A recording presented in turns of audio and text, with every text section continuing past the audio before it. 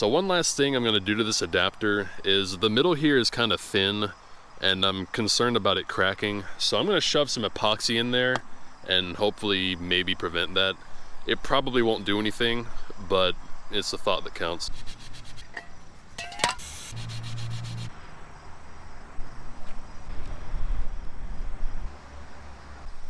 Alright, so we got the middle part of the adapter all epoxied up. I think it might help. It's pretty strong shit, so maybe.